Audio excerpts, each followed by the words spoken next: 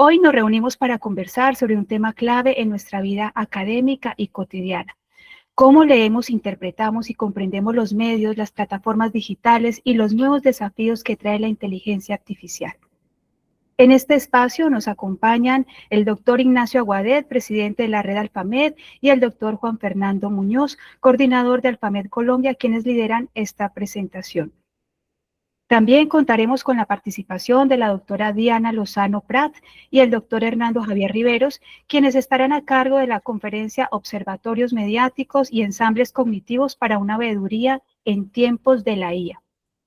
Antes de iniciar, vamos a invitarlos a que mantengan sus micrófonos apagados y a compartir sus preguntas o comentarios en el chat. Al final tendremos un espacio para conversar y recoger sus aportes. Gracias por conectarse y por hacer parte de este encuentro. Para iniciar, invitamos a esta jornada con las palabras del doctor Ignacio Aguadet, quien es nuestro presidente internacional de esta maravillosa red interuniversitaria. Adelante, doctor Aguadet, bienvenido, qué alegría tenerlo con nosotros. Pues muchas gracias, doctora Paela Andrea Gómez, por su presentación. También muchísimas gracias al doctor Juan Fernando Muñoz Uribe por haber tenido esta iniciativa. La verdad que es un placer, un gusto estar aquí con vosotros, con vosotras, compartiendo de forma online a 9.000 kilómetros de distancia de la querida Colombia esta presentación de este Observatorio Interuniversitario para el Desarrollo de la Competencia Mediática, iniciativa del capítulo Colombia de Alfamed. Y bueno, simplemente unas palabras, muchos de vosotros y vosotras conocéis ya la red, sois parte activa de ella, otros estáis en observación, viendo si queréis entrar o no. Estamos en un momento propicio porque el próximo mes vamos a celebrar nuestro 8º Congreso Internacional de la Red en la linda ciudad de Mérida, en el Yucatán mexicano, en el Caribe colombiano, el Caribe mexicano, por así decirlo, al que nos encantaría que muchos os sumarais. Ahí va a haber una buena representación colombiana en este congreso, donde pues compartimos experiencias, somos todos investigadores. La red Alfamed no es una red de instituciones, hay muchas universidades que nos escriben diciendo, mira, queremos pertenecer a la red, ¿cuánto se paga por pertenecer a la red? Y la respuesta es doblemente negativa, no pueden pertenecer a instituciones y tampoco se paga nada por pertenecer. Lo único que se le pide a los investigadores de la red, que son personas, profesores, universitarios en general, que investigan sobre los cambios tecnológicos que están produciéndose en nuestro mundo y cómo desde la academia tenemos que ofertar algunas estrategias para mejorar la sociedad de la gente. Y ese es el gran objetivo de esta red, de analizar los fenómenos contemporáneos, especialmente de carácter mediático, y cómo en el mundo de la educación, de la comunicación, podemos dar una respuesta positiva a esas necesidades sociales. La investigación no sirve para la academia, sirve para la sociedad, sirve para dar respuesta a los problemas que la gente tiene. La investigación siempre ha tenido ese fin, dar respuesta a problemas, no publicar artículos, ni mejorar, diríamos, curricularmente. Bueno, todo eso son consecuencias de la investigación, pero no es el fin. El fin es resolver problemas. Y yo creo que todos somos conscientes que en el mundo actual existe un gran problema, que es el problema de la sobreinformación, que genera pues, los bulos, las fakes, y genera muchos problemas adicionales que no existían hace 30, 40 o 50 años. Vivimos un mundo muy diferente, vamos a un mundo muy diferente, donde las máquinas, los robots cada vez tienen una presencia mayor. El otro día, curiosamente, salía como noticia mundial que había habido un concurso de robots corriendo un maratón en China. Y lo más llamativo es que también este concurso, que era el 6º, había sido el año pasado y el anterior. Hasta el año pasado, los robots corriendo no eran capaces de superar la marca humana de récord mundial. Este año, más de la mitad de los robots que corrían superaban la marca humana. Es decir, hemos pasado una frontera invisible que indica cómo cada vez más las máquinas van a hacer muchos de los papeles que consideramos realmente humanos y que incluso nos superan con creces en sus potencialidades. Además, son máquinas que frente al cerebro humano, que tiene una limitación biológica, son máquinas que todavía tienen mucho desarrollo tecnológico por desarrollar, ¿no? Vengo ahora corriendo precipitadamente de Sevilla, de esa ciudad también maravillosa que os invito a conocer a aquellos que no hayáis tenido esa posibilidad, de Sevilla, de un congreso que hemos tenido de innovación educativa e inteligencia artificial, y el planteamiento era igual, ¿no? Es decir, la inteligencia artificial no ha terminado. Ya allí se hablaban de las inteligencias artificiales como una pluralidad, porque cada vez son más y cada vez son más potentes y más omnipresentes. Entonces vamos a una sociedad realmente compleja que ni siquiera somos capaces de prever cómo va a ser, pero que sí tenemos claro cómo no va a ser. Y en este sentido, la presencia de las tecnologías, de los medios invisibles, pero sí muy potencialmente destructivos y constructivos, al mismo tiempo las dos cosas, está por verse, ¿no? Que eso seguro que va a ser, ¿no? Y ante esto, pues no podemos parar el desarrollo tecnológico, es imparable, es un movimiento mundial, imparable, sin fronteras, ¿eh? No podemos poner censura a los medios, también hemos comprobado que son fracasos, las prohibiciones, no prohibimos los celulares a los niños, todo eso es un fracaso puro de una sociedad que no es capaz de construir una alternativa positiva a la convivencia e interacción con los medios. Entonces vamos a una sociedad muy tecnológica y yo diría que los medios per se no son ni buenos ni malos. El foco se ha puesto mucho en los medios. El problema no son los medios, son las personas. Nuestras capacidades para hacer respuestas positivas e inteligentes a esa interacción con los medios, a esa convivencia con los medios que necesariamente tenemos que tener, porque no hay que olvidar que vivimos en la sociedad de las pantallas. Si algo nos reconocerá dentro de un siglo, 2 siglos, fue que nuestra sociedad por primera vez en la historia de la humanidad vivía más apegada a una pantalla que a una realidad física. Somos personas vicariales, personas icónicas, que vivimos más en ese mundo virtual que en el mundo presencial. De hecho, gran parte de nuestros conocimientos acumulados cada vez más son de carácter virtual y no presenciales, no vividos experiencialmente. En ese sentido, esa es la finalidad de la red AlphaMed, un conjunto de investigadores de muchos países, porque efectivamente la red ha crecido mucho, del año 2015-14 que la pusimos en marcha. En estos 12 años ya estamos en 24 países y somos ya un total de 453 investigadores. Diríamos que somos una red muy potente que ha ido creciendo en torno a investigaciones, a publicaciones, pero también a eventos. Estoy comentando que el próximo mes nos veremos de nuevo los investigadores de AlphaMed en el Yucatán mexicano, en este 8º evento internacional que convocamos, pero quisiera recordar, porque estamos en Colombia, que nuestro primer evento fue en la ciudad de Cádiz, una ciudad pues, que estoy seguro que más de uno de los que estáis aquí presentes conocéis perfectamente o incluso que vivís en ella. Y el tercero fue Medellín, o sea que realmente Cali y Medellín son el umbral, el embrión de esta red internacional. O sea, casi podemos decir que nacimos en Colombia, porque el primero y el tercero de la serie que llevamos fueron en vuestro país. Es verdad que el segundo fue en Brasil, que el cuarto ya fue en República Dominicana, que el quinto fue en Ecuador, que el sexto fue en Perú, que el séptimo fue en Costa Rica y que el octavo va a ser en el Yucatán mexicano. Pero bueno, Colombia tuvo siempre un protagonismo especial y por eso nos alegra muchísimo participar en esta inauguración de Obicom, de este observatorio, para observar la competencia mediática de la ciudadanía. En este sentido, os quiero comentar que en este momento estamos desarrollando algunas acciones muy importantes en este campo, en el que espero que el observatorio se sume.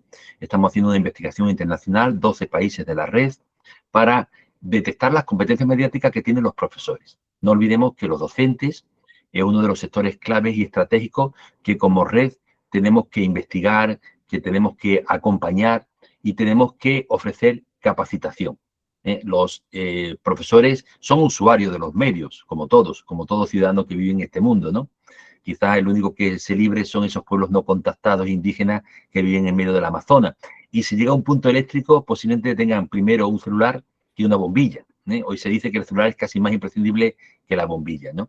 Entonces, en este sentido, os comentaba que en esta investigación, donde estamos observando esa capacidad mediática de los profesores, también hay que incorporar a otros sectores como los comunicadores, como las familias, padres y madres, como los propios niños, jóvenes, adolescentes, como las personas mayores. Es decir, que hay muchos sectores que tenemos que observar, ver cómo desarrollan esa competencia mediática, cómo son sus niveles, qué dimensiones tienen desarrolladas y cuáles no tienen desarrolladas, sobre todo no tanto por hacer un diagnóstico, que también, pero especialmente para hacer propuestas formativas. Entonces, en este sentido, quisiera comentaros que desde la red estamos haciendo esta investigación, pero al tiempo estamos también desarrollando muchas propuestas formativas en un currículum de formación de comunicadores que el doctor Juan Fernando Muñoz conoce muy bien y que ha participado activamente en él. Hemos hecho también, vamos a publicar ahora el segundo currículum de formación de profesores, de docentes, se va a llamar Currículum AMI para docentes, es un libro que se va a publicar en Open Access y que estará abierto y accesible para todos los que trabajen en el mundo de la educación, porque obviamente el sector educativo es un sector fundamental. Decía que los profesores son usuarios de la red, pero también son mediadores. También influyen en sus chicos, en sus chicas, en las escuelas, donde también hay que hacer una labor muy importante de formación, de capacitación, para que la educación mediática sea algo transversal y universal. No olvidemos que hasta ahora es algo anecdótico, formar en comunicación, formar en educación mediática, en educomunicación, es casi como algo muy singular, muy específico, muy, decía, anecdótico, no se ha convertido en algo universal. Esta mañana un profesor me decía, en el foro de inteligencia artificial que he estado esta mañana compartiendo mesas con él, ¿no? En una parte me dice, profesor, ¿por qué cree usted que la educación mediática no se ha generalizado? Mi respuesta fue, pues no lo sé, pero desgraciadamente es así. Entonces tendremos ahí una labor de difusión, de convencimiento, de liderazgo, para hacer que esto entre en los currículos de la formación de los profesores, en los currículos de la formación de los comunicadores también, de los comunicadores. Ahora está entrando Boris Bustamante, un educomunicador que lleva al menos 30 años trabajando en esta temática, por lo menos desde esa fecha yo lo conozco.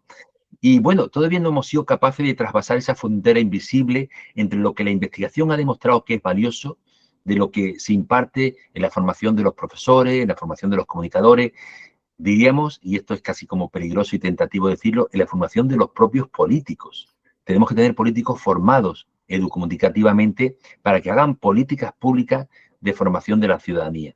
Esto es un gran reto y es un reto tan importante que nos jugamos la calidad democrática, la salud democrática de nuestras sociedades. Yo personalmente pienso, después de llevar casi 4 décadas trabajando en estas temáticas, que no puede haber una sociedad realmente potente, fuerte, democrática y saludable que no haga una formación de su ciudadanía para hacer un consumo racional, inteligente, creativo y crítico de los medios de comunicación.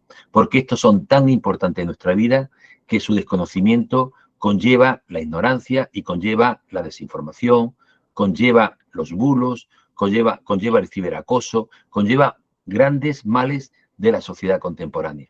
Por tanto, la comunicación per se no es mala, al contrario, es uno de los grandes valores que hemos tenido la suerte de vivir frente a todas las generaciones anteriores. Nunca la sociedad ha podido comunicarse como nos comunicamos nosotros. Fíjense, yo decía antes que estoy a 9.000 kilómetros de Bogotá y de Medellín y de Cali, casi en una línea vertical.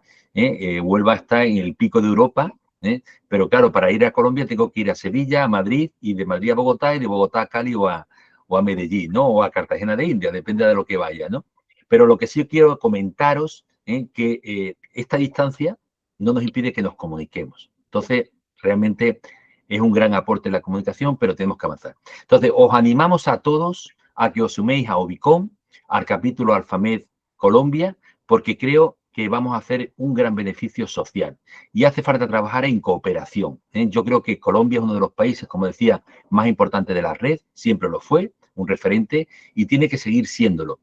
No solamente por vuestro número de universidades, de investigadores, sino porque vuestro carácter central, que ha hecho que 2 congresos de Alfamed hayan sido en vuestro país, y vuestro carácter de liderazgo que siempre han tenido los colombianos, ¿no?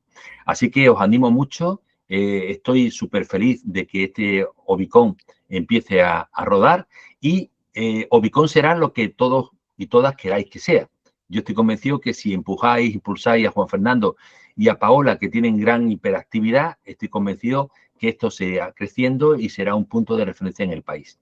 Así que bienvenidos, bienvenidas, nos alegramos mucho de estar aquí y esperemos que este producto que hoy nace pueda crecer mucho, pueda madurar y pueda ser un instrumento de servicio social importante. Muchas gracias. Muchas gracias, maestro. Siempre una felicidad tenerlo con nosotros. El maestro de maestros, nuestra inspiración, quienes aprendimos de usted, quien ha sido nuestro mentor, nuestra inspiración y ejemplo. Gracias, gracias por acompañarnos hoy. De verdad que es una felicidad tenerlo siempre. Muchas gracias. Bien, damos paso ahora entonces al doctor Juan Fernando Muñoz, quien es coordinador de Red Alfamed Colombia y nuestro líder. Muchísimas gracias, doctor. Buenos días, buenas tardes. Saludo afectuosamente a todas las personas que nos están viendo en este momento, con un aprecio muy especial al profesor Ignacio Aguadet, quien ha presidido esta sesión y quien es el líder de esta red euroamericana sobre competencias mediáticas y alfabetización mediática e informacional. A todas las personas que nos están acompañando, a profesores, colegas, estudiantes, que están en este momento conectados por intermedio de sus profesores desde sus aulas, aquí en Colombia, pero también en otros países como Bolivia, Honduras, República Dominicana y Chile. Muchísimas gracias por haber aceptado la invitación y gustosos por el hecho de que esta iniciativa que surge hoy en Colombia sea también un referente para sus países y en aquellos donde no hay observatorios de competencias mediáticas, pues pueda ser la oportunidad para que hagamos ejercicios de articulación y de cooperación. Un observatorio generalmente se ha concebido como un centro o incluso hasta como un instrumento que sirve para compilar, para monitorear, para analizar y luego para reflexionar, estudiar, publicar, investigar fenómenos específicos. En el caso de las ciencias sociales y particularmente de temas como la comunicación, el periodismo, la educación, pues indiscutiblemente tiene una alta connotación. Y esa observación tiene una caracterización y es el ejercicio sistémico y ordenado de la información. Entonces, en ese orden de ideas, un observatorio podría no solamente ser un recurso, un mecanismo, un proceso, un procedimiento y una iniciativa de registro constante de fenómenos a través del monitoreo, sino también un examen para analizar aquellos datos que puedan y nos permitan entender las causas, las tendencias y las consecuencias de los fenómenos sociales, como también comunicar aquellos hallazgos que pueden estar relacionados directa como indirectamente con estos fenómenos. Esto también implica un ejercicio investigativo de carácter interdisciplinario, interinstitucional y donde todos los que participamos, dígase investigadores, docentes, estudiantes que se vinculan a través de los ejercicios educativos de sus universidades en dinámicas y en desempeños que tienen ese sentido, observar los fenómenos sociales. Pues bien, a raíz de esto, desde el capítulo Colombia de la red Alfamed nos hemos propuesto, gracias al liderazgo y la iniciativa de dos colegas, específicamente Diana Lozano Prat y Henry Riveros. De hecho, Diana, su tesis doctoral estuvo asociada con el proyecto de creación de un observatorio, pues ha servido de inspiración para que del capítulo Colombia de la red Alfamed hoy estemos presentando el Observatorio Interuniversitario para el Desarrollo de la Competencia Mediática, denominado por la abreviatura OBICON. OBICON será ese espacio por el cual todos los que estamos aquí presentes, pero también aquellas personas que por X o Y circunstancia no pudieron acompañarnos, pueden promover, convocar, animar la participación no solamente de sus instituciones educativas, sino también desde sus propios liderazgos investigativos. Esto quiere decir que el observatorio está dimensionado, planificado y pensado en el sentido de que todos podamos cooperarnos, que todos podamos hacer estas iniciativas partícipes. Como lo decía el profesor Ignacio Aguadet, cada vez es más necesario cualificar a todos los agentes y estamentos sociales que tienen que ver con la comunicación, con la alfabetización, con las competencias mediáticas. Y esa es una responsabilidad altamente social de todos los que estamos implicados y además interesados por este tema. Sin más palabras, quiero darle las gracias a todos los que sacaron tiempo para estar presentes en este evento de presentación e invito a que escuchemos a nuestros colegas Diana Lozano y Henry Riveros, quienes nos van a acompañar inicialmente con la presentación del observatorio y después con una conferencia corta pero muy sustancial sobre algunos de los tantos elementos que vamos a abordar en el observatorio. Muchas gracias por estar aquí con nosotros y por acompañarnos. Bueno, entonces, no sé si me escuchan bien. Perdón, mi profe, ¿me permites? ¿Te presento tu hoja de vida? Gracias. Gracias. Muchas gracias a ti. Claro que sí. Vamos a hacer referencia a estos enormes personajes que tenemos hoy tan valiosos y que con su talento pues se unen a esta red y su conocimiento de verdad tan valioso, aprovechando que tenemos estudiantes. Ustedes de verdad tienen una oportunidad muy bella desde Popayán, quienes están acompañándonos y conozcan estos personajes tan increíbles que nos tienen de verdad hoy reunidos como es la creación de Ubicom. Entonces, para ello, vamos a presentar a la doctora Diana. La doctora Diana María Lozano Prat es doctora en educación del doctorado interinstitucional en educación de la Universidad Distrital Francisco José de Caldas, UPN y Univalle. Magíster en Comunicación, Educación de la Universidad Distrital, especialista en procesos de lectoescritura de Uniminuto, licenciada en Lenguas Modernas de la Universidad Inca de Colombia, docente de la Maestría en Comunicación, Educación de la Universidad Distrital Francisco José de Caldas y en la Secretaría de Educación Distrital de Bogotá. También es miembro de los grupos de investigación, educación, comunicación, cultura y jóvenes, cultura y poder. Nos acompaña también el doctor Hernán Javier Riveros Solórzano, postdoctorado en Ciencias Sociales, Niñez y Juventud de Claxo, Universidad Manizales, Universidad Católica Luz Amigó y CINDE.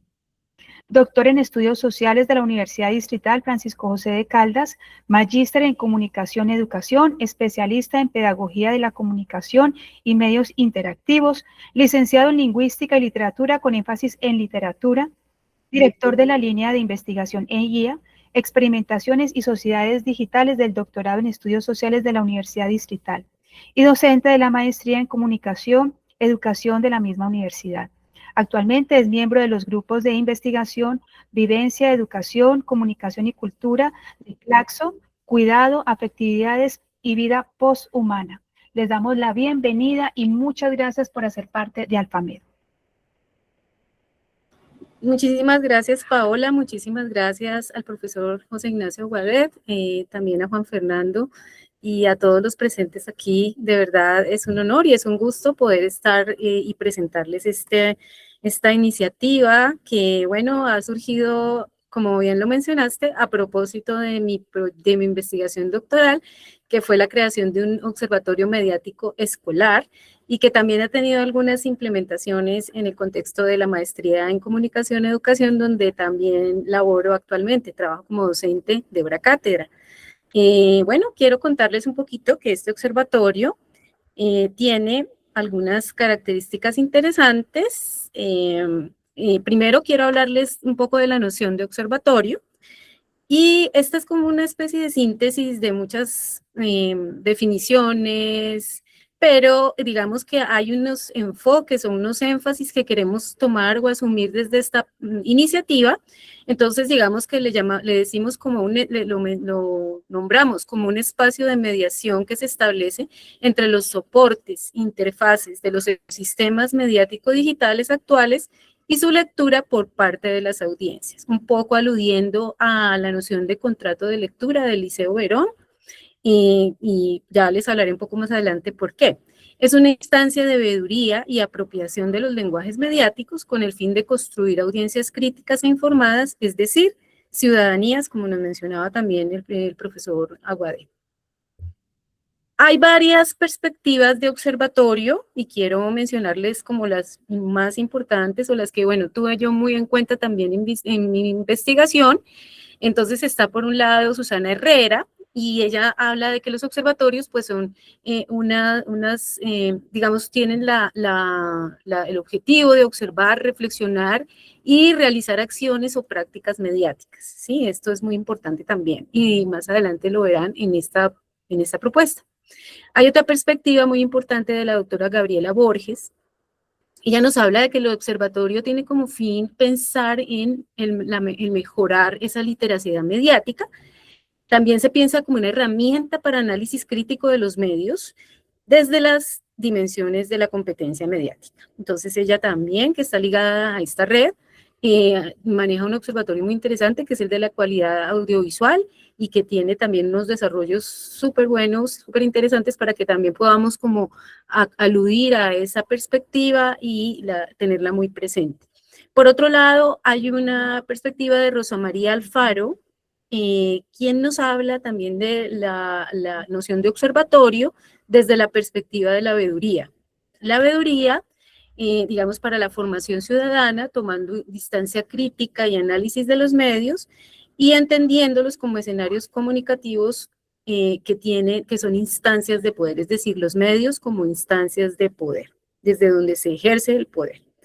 Y por último, la perspectiva que yo desarrollé, que es el observatorio como mediación, es decir, entenderlo también como un ejercicio de mediación, de observación activa y participativa, que se enfoca en las acciones de las audiencias. O sea, aquí es muy importante, si bien se estudia, digamos, y se estudió y se analizó el comportamiento, si se puede decir así, de los medios, por ejemplo, comparar, porque se hizo mucho ese énfasis como en comparar cómo se presentaban noticias o cómo se presentaban determinados contenidos en un medio o en otro, pero también pensándolo mucho desde la perspectiva de las audiencias, dado que son las audiencias y la apropiación que hacen de esos contenidos las que a la larga definen lo que sucede con esos elementos que se socializan en las redes sociales y en los medios de comunicación en general. Entonces el observatorio se propone como, digamos, no solamente hacer seguimiento, caracterización de fenómenos de los contextos mediático-digitales. Sabemos que todos los días aparecen nuevos fenómenos, nuevas cosas que aparecen, que las fake news, que el bulo, pero aparecen otras cosas, otras modalidades, neologismos que vamos todos los días como escuchando. Entonces es importante hacer ese seguimiento de esos fenómenos porque van cambiando y van modificando también nuestra percepción de la realidad, pero también ejerce un papel y un rol activo y propositivo. También es una instancia independiente y autónoma que no está regida por intereses externos, y esto es muy característico de los observatorios, y pues también se entiende como un colaboratorio creativo y pedagógico, una noción que es importante también explorar un poco desde la perspectiva de Wolf, de la UNESCO, y también un poco mirándolo desde la competencia mediática, porque de allí también nos habla de la colaboración. Desde el punto de vista de Wolf, es un centro sin paredes en el que los usuarios pueden efectuar sus investigaciones independientemente de su situación geográfica, así como lo vamos a hacer nosotros, que vamos a trabajar unidos, pero de manera en la distancia, ¿no? Interactuando con sus colegas, accediendo a los instrumentos, intercambiando datos y recursos informativos y consultando información en bibliotecas numéricas. También en la UNESCO nos habla del observatorio como la coordinación entre, del colaboratorio, perdón, como la coordinación entre múltiples equipos dispersos en el espacio. Se designa con el nombre de colaboratorio, es decir, la UNESCO también nos habla del colaboratorio como un espacio de coordinación entre equipos que se encuentran dispersos y nos da algunas pautas para cómo poder trabajar de manera colaborativa. Y desde el punto de vista de la competencia mediática, Ferrés y Piscitelli nos hablan desde la perspectiva de la competencia, se puede entender tanto en lo referido a procesos de producción y difusión, en la capacidad de trabajar de manera colaborativa, en la elaboración de productos multimedia o multimodal, y también como en la capacidad de generar redes de colaboración y de retroalimentarlas y de tener una actitud comprometida ante ellas. Es decir, también esa idea de colaboración y de colaboratorio, la idea es desplegarla en esta propuesta del observatorio. Nuestro marco conceptual y misión, digamos que esta es la propuesta, que es fortalecer las competencias mediáticas de la ciudadanía para fomentar una audiencia crítica, activa y participativa, un poco desde la noción de prosumidores, que pueda discernir entre información veraz y desinformación. Y nuestra visión es consolidarse como un escenario de reflexión ciudadana que monitorea los medios y promueve la recepción crítica, activa y participativa. Los ejes de acción y funciones que nosotros pensamos desde el observatorio son, por un lado, lo que siempre hace un observatorio, que es monitoreo sistemático, de revisar de manera constante y rigurosa el discurso de los medios masivos y plataformas digitales, obviamente teniendo en cuenta la competencia mediática, pero también teniendo en cuenta claves interpretativas que nosotros podemos pensar. Por ejemplo, desde la perspectiva sociosemiótica nos podemos alinear con Verón, quien nos habla precisamente de esos procesos de producción y de esos procesos de reconocimiento, y es muy interesante porque eso se liga mucho a la idea de mediación. Y analizando la construcción de agendas, digamos, mirando esos medios digitales, analizando cómo construyen agendas sociales y la presencia de sesgos o fake news y otros fenómenos. También tienen un papel de investigación y curaduría. Elaborar estudios comparativos internacionales sobre la recepción y apropiación de los contenidos por parte de las audiencias sobre las buenas prácticas. Nos parece muy importante ver cómo los usuarios, las audiencias, reciben los contenidos y hacen como una apropiación y qué hacen con lo que ellos consumen en los medios de comunicación. Y establecer como esa comparación, esas diferencias y mirar hasta qué punto, bueno, a veces unas cosas inciden más en unas personas y en otras de otra manera. Entonces, como mirar esa recepción, cómo se comporta, porque eso nos ayuda a pensar también en propuestas y también hacer hacer visible cómo se está comportando las audiencias y qué están haciendo con los contenidos, y sobre todo porque eso va pasando muy rápido, ¿no? Y también sabemos que dentro de ese contexto de las audiencias hay mucha autocomunicación de masas, nos encontramos con personas que tienen muchas iniciativas, ¿sí? De crear sus propios contenidos, y también un poco evalúan los contenidos que ven en los medios de manera independiente y hacen una evaluación y sobre todo hacen una difusión de esas opiniones que ellos tienen. O sea, hay muchísimo por mirar ahí en ese sector de las audiencias y de la recepción. También la idea de formar y capacitar, es decir, organizar talleres de creación audiovisual y de webinars para docentes y estudiantes, utilizando, pues, obviamente el currículo de Alfamed, lo que nos cuenta el profesor Aguadet sobre esta nueva publicación que se va a hacer, y la noción de mediación como base didáctica, porque pensamos que la mediación es un elemento central que podemos tener en cuenta en el observatorio. También tenemos la idea de la veeduría ciudadana, es decir, crear espacios de diálogo donde la audiencia pueda expresar inquietudes, proponer y crear contenidos desde una perspectiva crítica y propositiva. Y muy importante que esa audiencia también esté informada y reciba también formación y capacitación. En esa medida, organizativamente pensamos en una red de nodos, es decir, que cada universidad miembro o partícipe de Alfamed actúe como un nodo de investigación especializado en una de las dimensiones de la competencia mediática o en uno de los ejes de acción. Ahí tenemos que tomar decisiones si lo vamos a hacer sobre una de las dimensiones, aunque yo siento que las dimensiones por separado, yo pensaría más en los ejes de acción, ¿no? Y que cada nodo trabaje en un eje de acción. Integrar a docentes, en el caso de conformar un equipo interdisciplinario, integrar a docentes investigadores, periodistas, profesionales y estudiantes de grado, de posgrado, en calidad de co-investigadores. Y también tener una plataforma digital, un repositorio abierto de análisis de casos, blogs de estudiantes y producciones experimentales que involucre las audiencias y que sirva como insumo para la enseñanza, y además pues que de alguna manera en esa plataforma converjan los nodos y converjan los diferentes avances que se van teniendo y, bueno, desarrollos que se van teniendo, y con el observatorio, los resultados que se van teniendo. En ese sentido, los ejes de análisis que hemos pensado son, por un lado, pues lo que les mencionaba de la recepción, es decir, enfocarnos en formar audiencias activas a partir de esa veeduría, ¿no?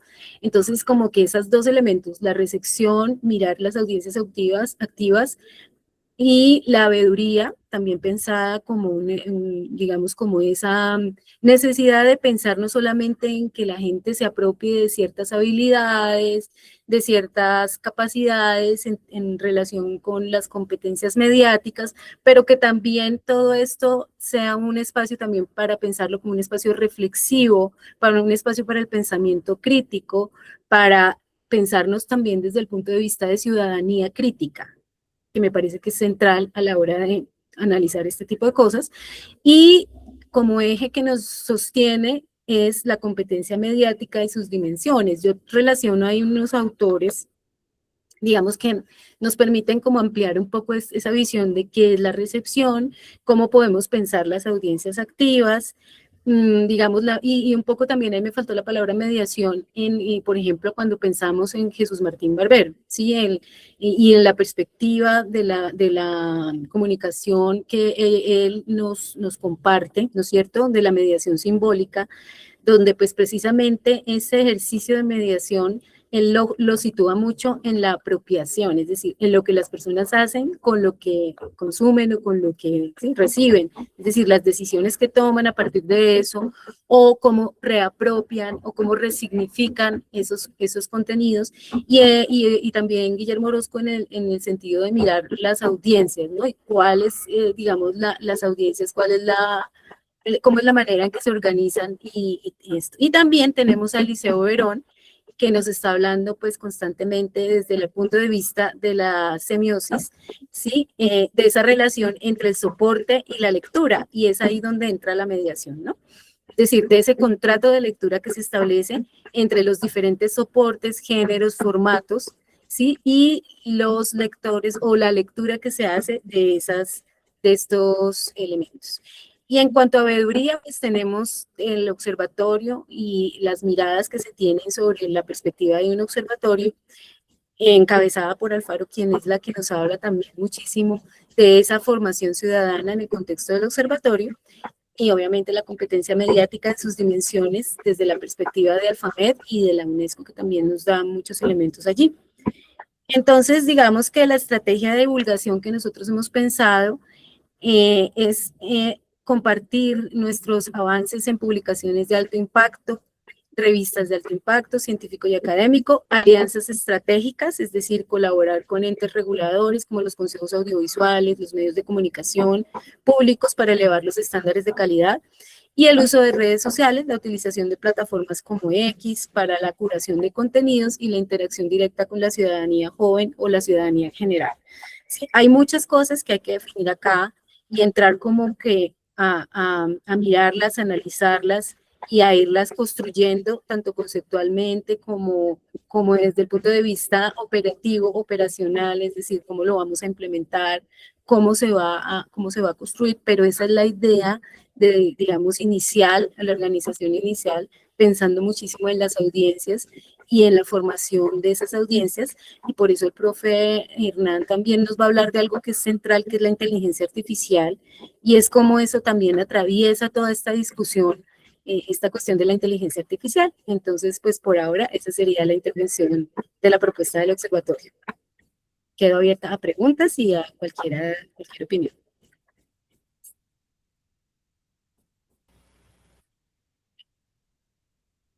Muchísimas gracias, doctora Diana Lozano. Te agradecemos tu participación e intervención. Entonces, si le parece al doctor Fernando, ¿hacemos preguntas o procedemos a continuar con el doctor Hernán? Conservando como la metodología que habíamos establecido, démosle paso al profesor Hernán y al final damos el espacio para preguntas y respuestas alrededor de Obicon. Perfecto, entonces adelante, doctor Hernán Javier Riveros, quien nos estará comunicando hoy sobre ya su participación sobre observatorios mediáticos y ensamblajes cognitivos para una veeduría en tiempos de IA. Bien, muchas gracias Juan Fernando, muchas gracias Paola, muchas gracias Diana, y quisiera iniciar estas reflexiones precisamente desde esa perspectiva, desde la perspectiva de la gratitud. Agradecerle desde luego al doctor Ignacio Aguadet, por la creación de esta red, también por todas las obras, reflexiones que han sido quizá un insumo muy importante para varios de nosotros en diferentes espacios y en diferentes entornos comunicativos y de carácter universitario. A Juan Fernando también la valiosa oportunidad de liderazgo en este espacio de la red en Colombia. Ha sido un enorme gusto también compartir con él en otros espacios y conversar acerca de todas estas temáticas. A la profesora Diana por esta iniciativa de la inteligencia artificial en el contexto del trabajo del observatorio, esa invitación que tuvimos la ocasión de compartir hace poco a la luz del trabajo que venía desarrollando en el postdoctorado. Y como nota aparte, pues también agradecerle a mis maestros y amigos, el profesor Boris Bustamante, el profesor Fernando Aranguren, quienes pues nos han acompañado en otras ocasiones y han sido también muy valiosos para llevar a cabo estos procesos. Y en lo personal, a la doctora Sara Victoria Alvarado del CINDE, de la Universidad de Manizales, con quien pues hemos conversado también acerca de estos procesos en el marco de la estancia postdoctoral, que pues es parte del ejercicio académico investigativo que impulsa la propuesta que voy a presentar a continuación.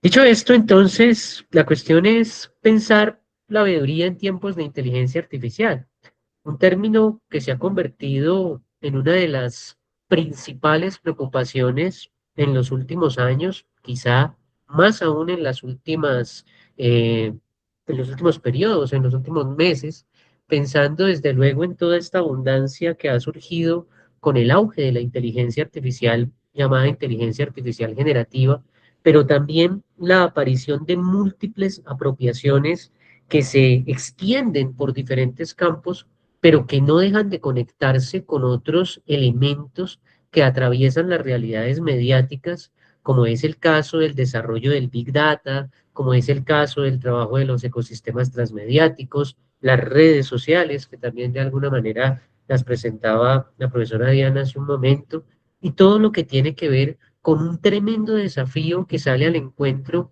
en términos de la relación entre comunicación y educación, pero también en ejes transversales de la vida social, como es lo que tiene que ver con aquello de la ética, que precisamente se convierte en quizá uno de los bastiones más importantes en la reflexión en torno a las inteligencias artificiales desde lo contemporáneo. En esa perspectiva, hablar de veeduría es quizá una de las necesidades más importantes, teniendo en consideración cómo la IA empieza a movilizarse en diferentes entornos y en distintas condiciones que rozan con lo político, entendido como el ejercicio cotidiano del poder, pero también con las maneras en las que interactuamos y nos relacionamos entre nosotros y dentro de nuestras comunidades. Quizá también irradiando esas nuevas dimensiones mediacionales en las relaciones que, como lo señalaba Jesús Martín Barbero, se dan entre los sujetos y esos ecosistemas mediáticos que salen al encuentro en las sociedades contemporáneas. En esa perspectiva, pues hay que asumir desde luego un escenario que se ha constituido en un escenario de tensión entre la promesa y la realidad. Y en las promesas, pues aparecen desde luego lo que ya en su momento ha trabajado Roxana Murdokovich en torno a las personalizaciones educativas y a la necesidad de empezar a establecer unas nuevas modalidades de relación en los contextos educacionales en torno a las conexiones que se pueden establecer entre los sujetos y las inteligencias artificiales. Si bien aparece todo el tremendo problema con la cuestión de llevar a una especie de reemplazo del quehacer dentro del entorno educativo por parte de una IA, dicho de otro modo, el delegarle a la inteligencia artificial la potencia escritural o la potencia del pensamiento a la hora de, por ejemplo, desarrollar un ensayo, y que es quizá una de las mayores tentaciones en las que caen los estudiantes, la idea en torno a una relación distinta con la inteligencia artificial sería precisamente empezar a generarle ese espacio, ese escenario en la conversación.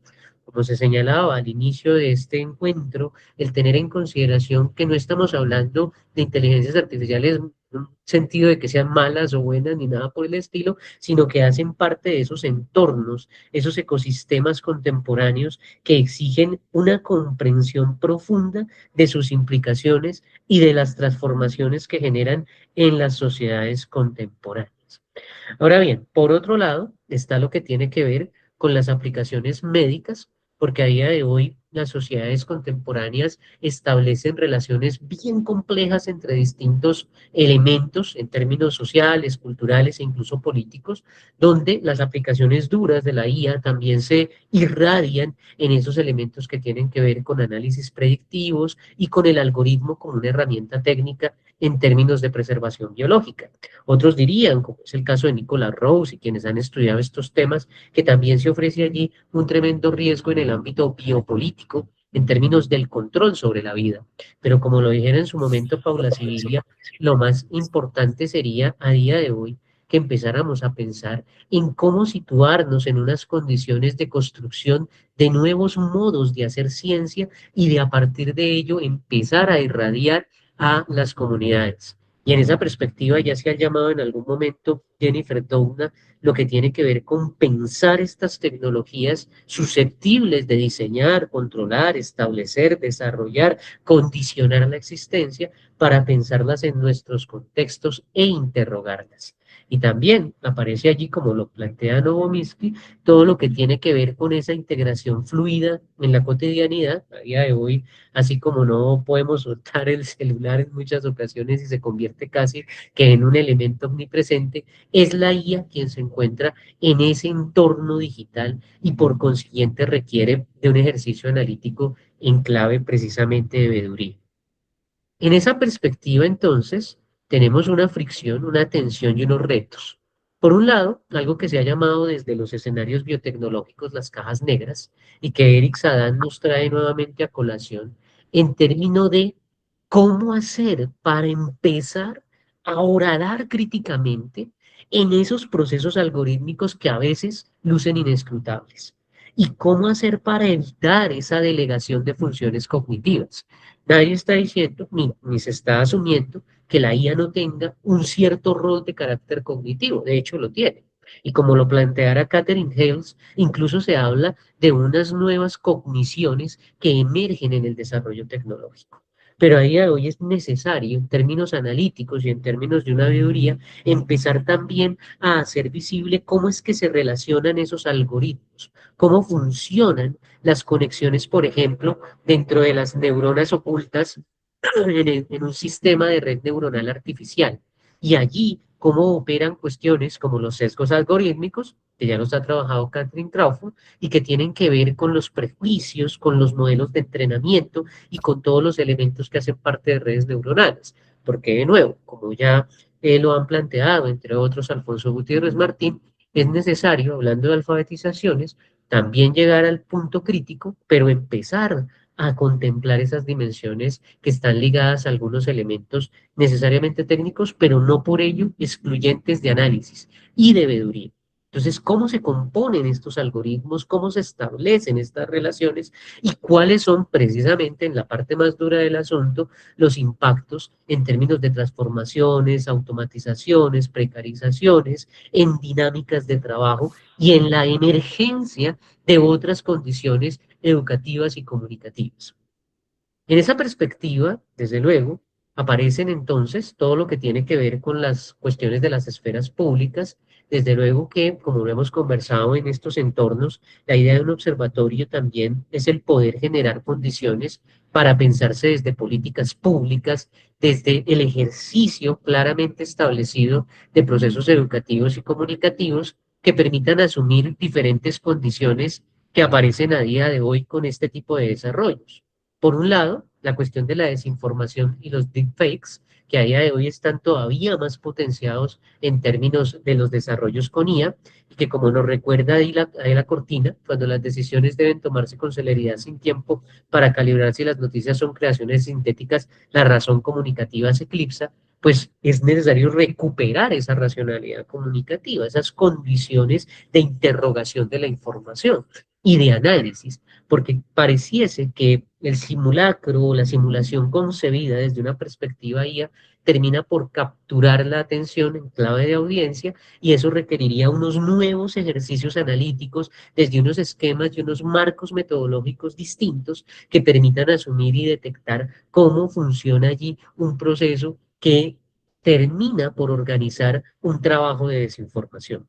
También eso implica asumir lo que tiene que ver con las burbujas de filtro o las cámaras de eco, que son esos ecosistemas cerrados que al reforzar sesgos fragmentan los tejidos sociales, es decir, tienen un impacto ético en la sociedad, y desde ahí generar unas condiciones para recuperar el escenario comunicativo como un espacio de conversación, como un estar en una esfera discursiva conversacional que permita poner a la gente a hablar, como lo decía en algún momento Jesús Martín Barbero. Entonces es recuperar también incluso la esperanza grande que se tuvo en su momento con la noción de cibercultura como el espacio para la inteligencia colectiva, colectiva en términos de diferencia, en términos de la posibilidad conversacional, más que la burbuja de filtro o la cámara de eco. Y asimismo, asumir todo el proceso crítico que implica reconocer qué ocurre con los datos y con qué tipos de datos, porque cuando hablamos de la interacción entre Big Data e inteligencia artificial, estamos hablando de una interacción que exige un conocimiento de esos datos que se mueven allí. A día de hoy, por ejemplo, cuestiones como la economía de la atención se basan no solo en el dato del DNI o la cédula o el pasaporte o los datos que usualmente pensamos que compartimos, sino también los datos biológicos, los modos en los que se desencadenan lo que llaman los shots de dopamina cuando se interactúa con ciertas tecnologías, y que precisamente hacen parte de esos elementos de personalización algorítmica que predicen, monetizan los comportamientos, como lo plantea Eric Sagan, como lo plantea Luc Ferry, entre otros, desde un análisis filosófico de estas condiciones, y que exigen entonces empezar a preguntarnos por cuáles datos, cómo se mueven, cómo fluyen, cuáles son los elementos que aparecen en la disposición de la relación entre los usuarios y las máquinas, en este caso, máquinas de inteligencias artificiales. Ahora bien, esto implica, desde luego, reconocer que hay una tensión muy dura que a día de hoy ha concebido unos nuevos sujetos. Y esos nuevos sujetos, desde luego, que empiezan a señalarse desde un punto de vista de lo que algunos han denominado ensamblaje cognitivo. Y es el tener, por un lado, la condición de los sujetos con nuestras limitaciones, pero también las condiciones de las inteligencias artificiales con sus límites. Es decir, la posibilidad de generar, más allá de una dependencia, un ensamblaje, una conexión, un ajuste que permita, ante el límite anatómico, empezar a generar condiciones de relación con las condiciones que ofrecen los códigos informáticos, desde algo que Hells ha llamado una especie de interfaz simbiótica, y lo que Tadeo reconoce como la condición en la que la IA se convierte en extensión simbólica y complementaria de la capacidad de los sujetos. No se trata de reemplazo, se trata de conversación, se trata de interconexión y de crear desde las condiciones de un observatorio, que como lo ha señalado la profesora Diana, no se trata solamente de hacer observación, sino también de proponer esas rutas, caminos, posibilidades para desarrollar estos ensamblajes. Y en esa perspectiva de ensamblaje, efectivamente, entra la mediación como un elemento fundamental, como esa posibilidad de trazar un entre que reconoce ante la presencia de la razón estratégica, de la razón que está ligada a las condiciones desde las cuales se desarrollan los algoritmos. Es bien conocido que, por ejemplo, en una red neuronal artificial hay un algoritmo matemático muy preciso y una ecuación que permite desarrollar las relaciones entre las neuronas que componen la red. El poder, ante esa razón estratégica con predecibilidad algorítmica, establecer la contribución de una razón comunicativa en red que rescata la argumentación, el debate, la multiplicidad, para no generar condiciones de automatización, sino condiciones de reflexión, de composición, de lo que algunos han llamado continuum, donde está la naturaleza, que no la podemos dejar de lado porque hay una tremenda responsabilidad ética con la naturaleza a día de hoy, incluso en el consumo mismo de las IAs contemporáneas, la vida de los sujetos, cotidiano y los procesamientos informacionales para tejer redes de significación, porque pareciese que a día de hoy lo que abunda es el significante y se ha perdido la potencia del significado. Y es allí donde aparece la necesidad de ese ejercicio mediacional, de esas nuevas condiciones de mediar y de construir relaciones entre esa razón estratégica que se ubica en el diseño de las máquinas contemporáneas y esa razón comunicativa que nos acompaña desde la conversación, el debate y la diferencia. Y en esa perspectiva es precisamente que aparece también la veeduría como una vigilancia, como una mirada por las calidades informativas, esa exigencia ética y política innegociable frente a las infraestructuras tecnológicas, tomando un poco el trabajo de Rosa María Alfaro, y donde aparece esa segunda mirada crítica que se va hacia el análisis de las opacidades, hacia el análisis de los sesgos, a abrir la caja negra de la tecnología digital, así como en algún momento se hablaba de abrir las cajas negras de la biotecnología, para empezar a asumir una mirada crítica y directa sobre todos los elementos que están rodeando los ecosistemas algorítmicos, porque precisamente Crawford y el mismo Scolari, hablando también de interfaces, han señalado claramente que no se trata de elementos transparentes, sino que están ligados a condiciones sociales, políticas, económicas, culturales, etcétera, y por tanto requieren de un análisis profundo y de un análisis que haga visible los elementos que a veces se ocultan entre las líneas del código, para así llevar a un ejercicio de ciudadanía activa, de escrutinio público y agencia colectiva, que lleve a esa recepción que se convierte en una auditoría crítica del ecosistema digital, precisamente en estas condiciones desde otras formas de ver, desde otras maneras de entrever a través de los códigos y de establecer relaciones complejas entre lo que sería el desarrollo de unas IAs, sus programaciones y sus efectos en las cotidianidades de los sujetos. Pero el trabajo efectivamente no terminaría allí, sino que aparece la posibilidad creadora. Algo muy interesante en el desarrollo de esta apuesta que hemos concebido de observatorio es el pensarnos desde esa noción maravillosa del prosumidor, es decir, de la configuración de alguien que consume, pero también produce, que también crea. Y el reto creativo que nos ofrecen las IAs a día de hoy es quizá una de las mayores cuestiones a tener en consideración, porque no solo es un reto de reconocer lo que la IA puede hacer, sino también de pensar en lo que los sujetos podemos hacer. Y ahí aparece la necesidad de reconocer el pensamiento abductivo, la conjetura, la imaginación, la especulación como potencias duras que acompañan a los sujetos. La posibilidad de imaginar lo distinto, no lo distinto programado desde la probabilidad, sino lo distinto ensoñado desde la posibilidad, para generar procesos de reafirmación de la existencia, para componer con la máquina, para generar cálculo iterativo, donde si bien la máquina predice, emula y se limita por la programación misma que tiene, el sujeto entra en una posibilidad de ensamblaje, de co-creación.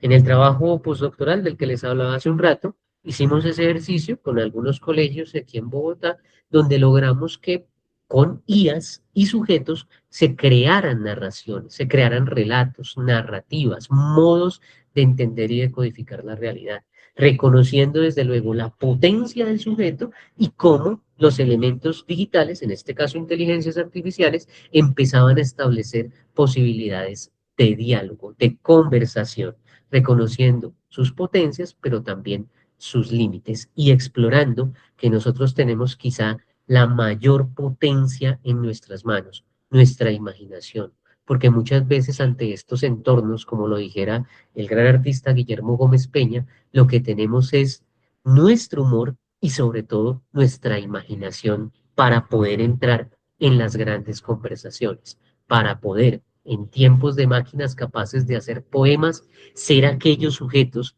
que construyen desde la comunicación, la educación y la ética una nueva manera de hacer poesía, la poesía de habitar el mundo como algo que nos pertenece en un nosotros que parte del reconocimiento, pero también de las condiciones para crear con estos nuevos escenarios que nos salen al encuentro, que nos interrogan, nos retan, pero también nos invitan a pensar de otra manera.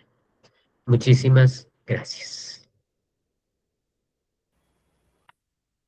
Muchísimas gracias. ¿Me escuchan allí? Sí. Muchísimas gracias, doctor Hernán. Muchas gracias por tan valioso comentario, la doctora Diana. Qué maravilla de intervención nos hacen hoy y las reflexiones a lo que nos invitan, ¿no?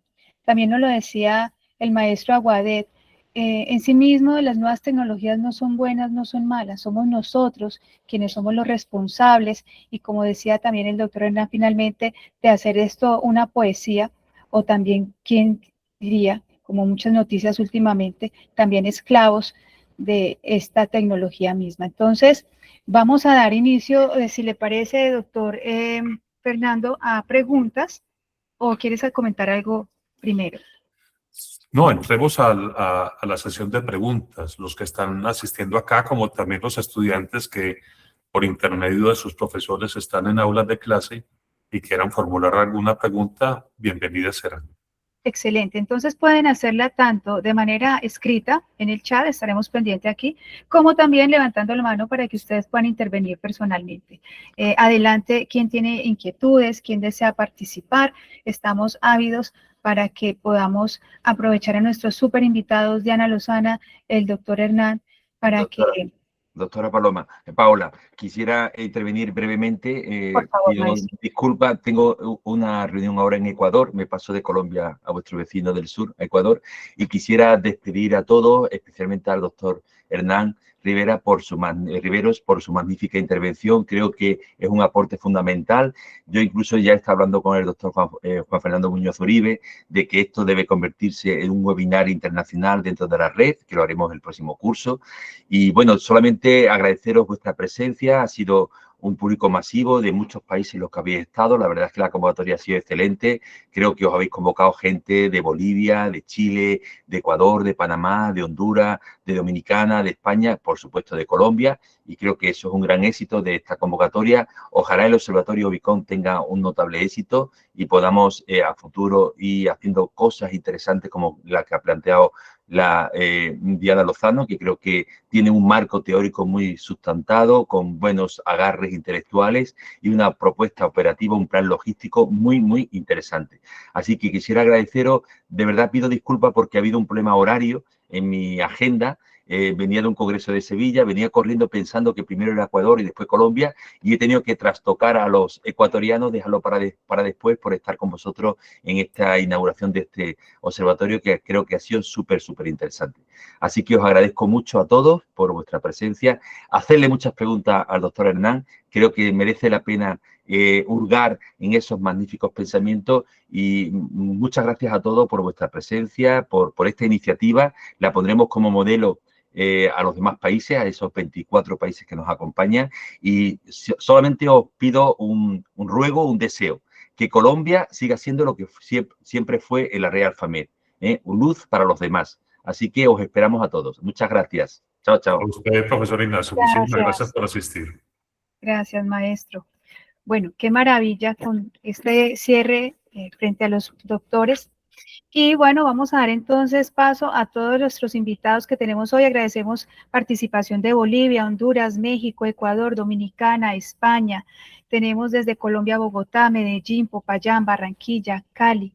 Gracias a todos ustedes. Tenemos nuestra primera pregunta, ha levantado la mano nuestro invitado Rubier Jiménez. Adelante, muy buenos días. Cuéntanos de dónde nos visitas y adelante con su pregunta. Muy buenas tardes para todos y todas. De verdad, muchísimas gracias por el conocimiento que pues, nos imparten acá con nuestros estudiantes. Somos de Uniconfacauca, la ciudad de Popayán, estudiantes de comunicación social y medios digitales.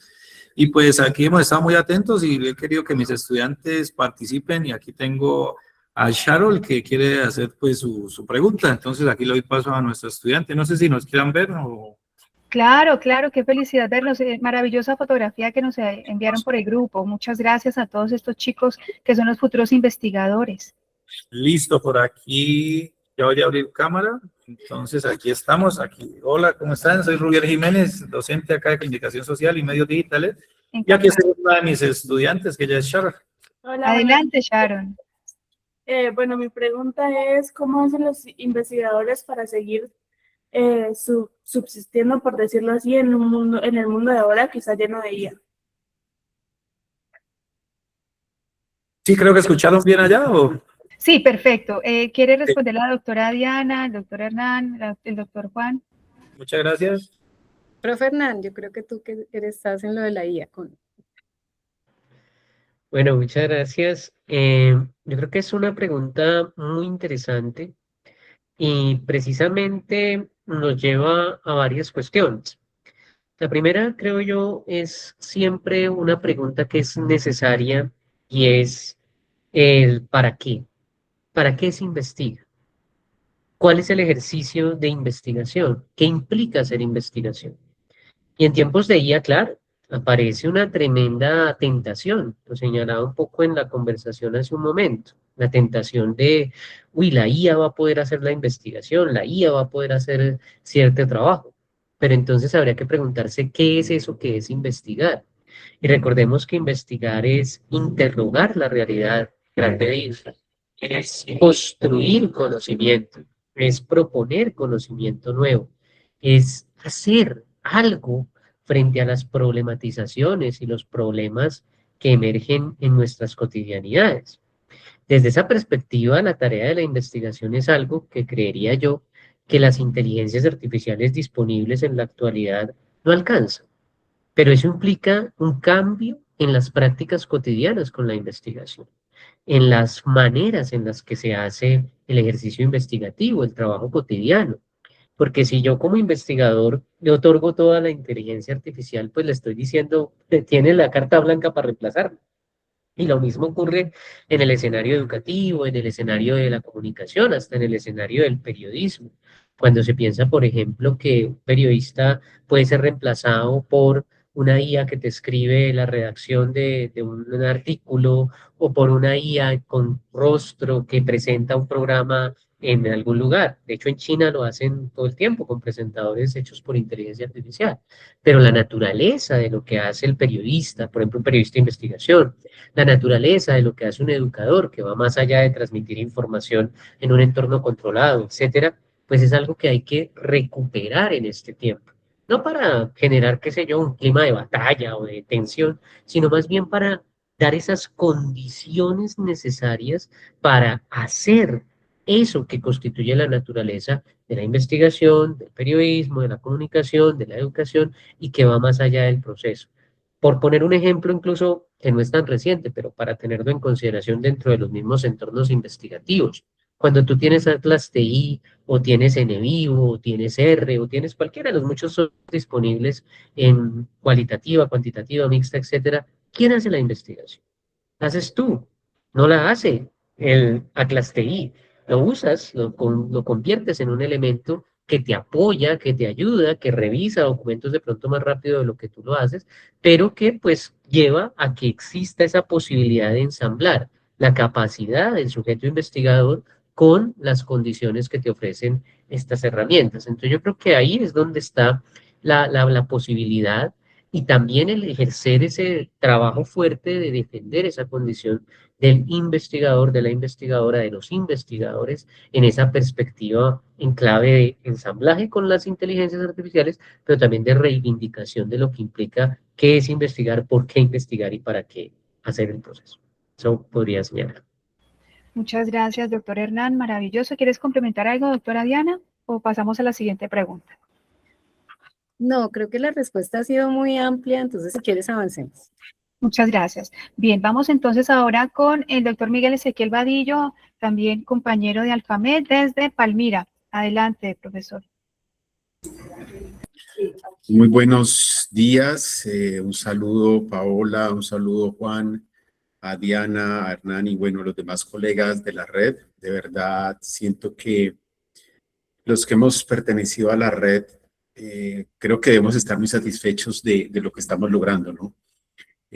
Muchísimas gracias al doctor Ignacio, que pues como dicen allí, es ese faro en el cual nos vamos moviendo toda esta idea de lo que es la red Alfamed y reseño algo muy importante, no es una red de investigadores, es decir, creo que los que estamos acá, si bien tenemos algunas filiaciones, pero eso nos permite a nosotros estar aquí desde nuestros intereses, desde nuestro deseo, y como quien dice en esa lógica de todos ponemos para que esto arranque.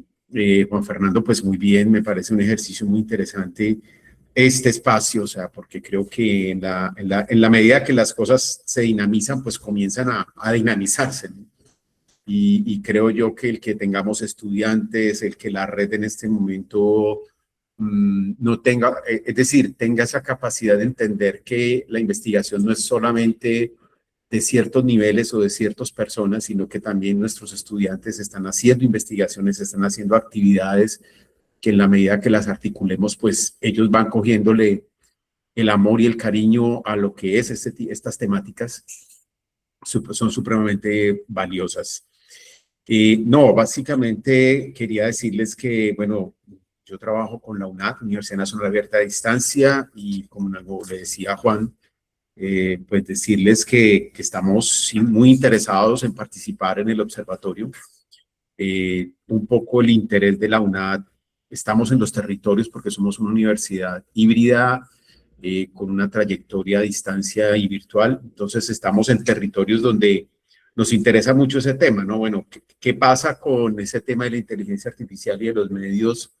No solamente en las grandes capitales o ciudades intermedias, sino también en los pequeños municipios, en esas instituciones educativas que a veces están en lugares que ni están en el mapa, pero que están allí. Es decir, como decía ahora alguien que creo que era el doctor Ignacio, que llegará al sistema, la electricidad, y lo más seguro es que primero llegue el celular que otro tipo de implementos. Entonces, sobre esa lógica, estamos muy interesados en participar con los profesores, estudiantes de la UNAD en las dinámicas del observatorio. También vincular, pues ustedes saben que hemos venido haciendo desde hace ya un tiempo el Seminario Internacional de Educomunicación, que el año pasado tuvimos ahí la red tuvo un espacio, una franja muy interesante, estuvo Diana, estuvo Hernán, estuvo Juan, estuvo Paola. Tenemos una versión del seminario para marzo del 2027, entonces pues como quien dice, interesados en que todas estas actividades se articulen al observatorio y como quien dice, todos vayamos empujando para sacarlo adelante, sacar ese tipo de iniciativas adelante. Felicitaciones a los colegas, excelente nivel, excelente la participación y los aportes. Y bueno, saben que por acá estamos y muchísimas gracias. Gracias, mi querido profe. Muchas gracias desde la UNAD, también a los artífices de la educomunicación en la región del suroccidente colombiano. Muchísimas gracias. Bien, ¿alguien más tiene una pregunta por acá? Adelante, profesor Néstor Esteves, bienvenido. ¿De dónde nos acompaña?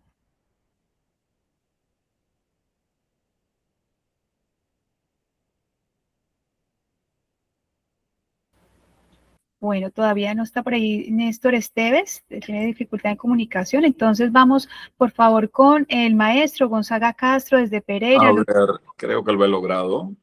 Ok, bueno, permítame entonces, maestro Gonzaga desde Pereira, ya le damos la palabra, vamos con el profesor Néstor, bien pueda, adelante, ¿dónde nos acompaña?